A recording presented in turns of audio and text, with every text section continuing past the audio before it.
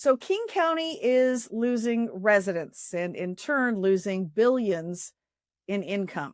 That according to newly analyzed IRS migration data as reported by the Puget Sound Business Journal.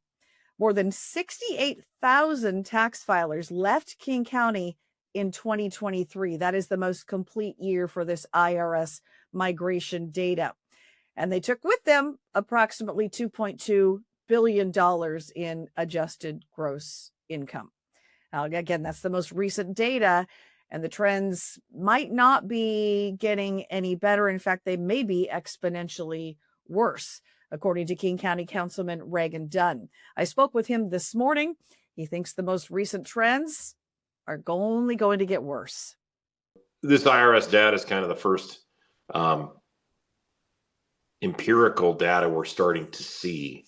But anecdotally, I can tell you quite clearly that the job creators, the captains of industry, those people that are owners of small and mid-sized businesses, by far the largest employers in our country and in fact in our state, are leaving. And I tell you, I call a lot of these people every 4 years, and I was up for election last year.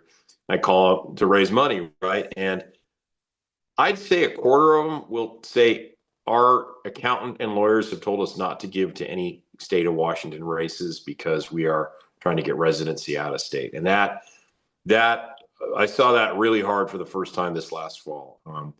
And you're just losing folks. And I think the state legislature, along with local governments in some counties like King, have really maybe killed the goose that laid the golden egg. Which is really what I am worried about. So this data, you're seeing maybe the leading indicators of this stuff now, but I'm worried that in 2, 3, 4 years, we'll see the downstream effects in terms of the employment rate and a lot of other economic indicators that will be moving in a negative direction. According to the Puget Sound Business Journal's review of the IRS county-to-county migration records, nearly a third of those departing King County, those tax filers, have relocated to just neighboring counties, Snohomish County and Pierce County. A little bit more affordable to live, maybe not a lot, because a lot of what's burdensome taxes on us now are coming from the state top down. But it is a little bit less expensive, I guess, to live. Certainly property taxes are a little bit more palatable in Snohomish and Pierce County, although they seem like they're trying to catch up. We're trading higher income earners, though, in King County, those moving out, for those who don't make as much money. So although you see some pushback from folks citing population trends, when overall King County hasn't lost that many people, it is the wealthy people, the job creators, the high income earners that are moving out of the county to protect their wealth, to protect their investments, and lower income earners that are migrating into King County. Now, Councilman Dunn told me that circles of people that he is in, especially when it comes to campaign supporters of his, he was very candid in sharing that those folks are saying might not be around here that much longer. I meet with local elected officials all the time from all over the country, and it is a hyper competitive market out there with local governments trying to do, along with some state governments, things to incentivize businesses to come. For many years, I watched Rust Belt communities along the Great Lakes and in the Northeast, places like Connecticut. They were dying for jobs. Their real estate market had cratered. Their unemployment had gone up, their requests for benefits and corresponding increases in crime and a whole bunch of things that are tied to a good economy.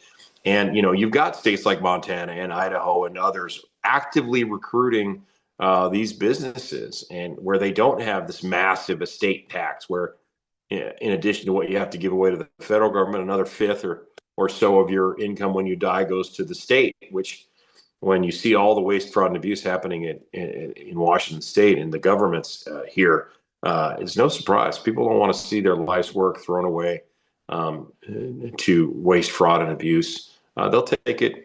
They have the resources to move to Boise or, Kalispell or wherever, and they're over there in states that appreciate it, We'll put law enforcement in place. We'll take care of their roads and make sure that basic infrastructure is taken care of. So we have to compete as a government with other governments, and we are not doing that at all. Now, we've been talking this week a lot about all of the lost jobs. Downtown Seattle Association President John Scholes shared with me his concerns, and that the city of Seattle alone lost more than 13,000 jobs in 2025. And again, a lot of these are high income earners, big tech, and some of the others that in some cases have just moved across the lake to set up shop in Bellevue, Redmond, maybe Renton, Newcastle area, but not all of them. A lot of people are relocating. And you remember Seattle, part of that reason might be Seattle has a new millionaires tax. The rest of the state is waiting to find out if, in fact, our newly passed income tax is going to be upheld by the courts, whether voters repeal it this November. But Seattle already has a millionaires tax and a combined household millionaires tax, which the state income tax is modeled after. Make more than $1 million as a combined household. Your spouse makes $500,000, you make $500,000. Anything over that threshold is taxed at 10%.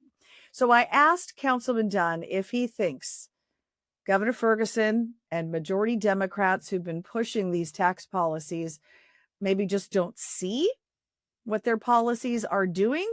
They're not paying attention maybe to all of the wealth exodus, the job creators that say we're getting the heck out of Dodge. His response, I thought you will find interesting as well.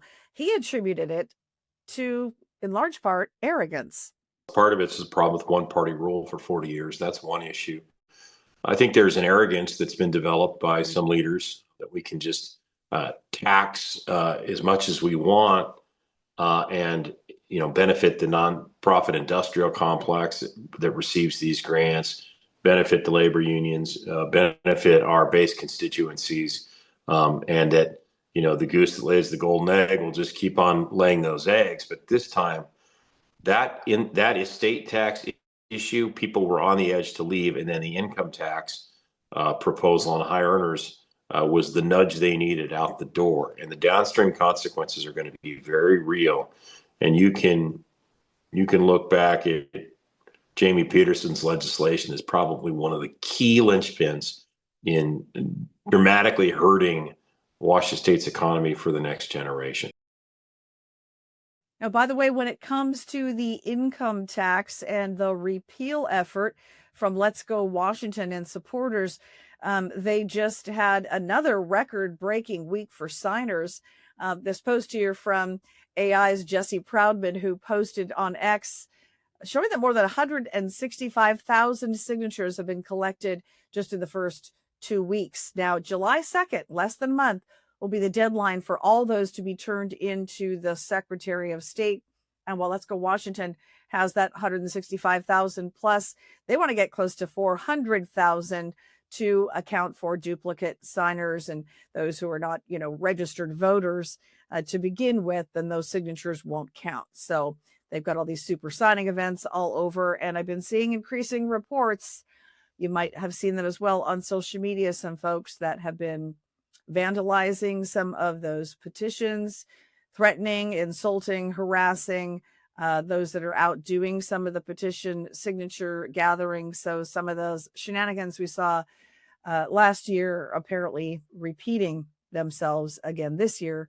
Police have responded on some of those occasions.